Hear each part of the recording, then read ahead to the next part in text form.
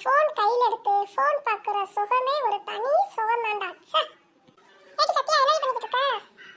ஏப்பா Sony phone பார்த்துட்டு இருக்கேன். அப்படியே ஃபர்ஸ்ட் எக்ஸாம் முடிச்சோடே ஃபோன் கையில எடுத்து பார்க்குற சுகமே தனி சுகம் தாண்டி. உனக்கு எக்ஸாம் முடிஞ்சிருச்சு, எனக்கு அடுத்த மாசம் செமஸ்டர் முடிஞ்சிரும். அப்போ 2ஆம் தேதி விஜய்க்கு எக்ஸாம் முடிஞ்சிரும். அதான் ஜாலியா இருக்கும்லடி. ஏய் ஆமாடி, விஜய்க்கு எக்ஸாம் முடிஞ்சோடனே அஜய் நாட்ட சொல்லி நம்ம எல்லாத்தையும் வெளியே கூட்டு போக சொல்லுவோம்டி. ஏய் ஆமாடி, உன்கிட்ட ஒன்று நான் சொல்ல மறந்துட்டேன். தங்கமணி காலேஜுக்கு வரலடி. என்னன்னு கேட்டா எல்லாரும் சேர்ந்து குலதெய்வம் கோயிலுக்கு போயிருக்காங்களாண்டி. என்னடி சொல்ற? எல்லாரும் குலதெய்வம் கோயிலுக்கு போயிருக்காங்களா?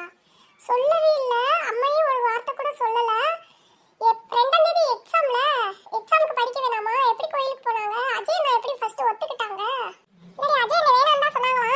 நம்ம விஜய் கேட்பானாடி. கேட்கவே இல்ல. பெரியம்மா பெரிய போய் கூட்டிட்டு தான் போயிருக்காங்க.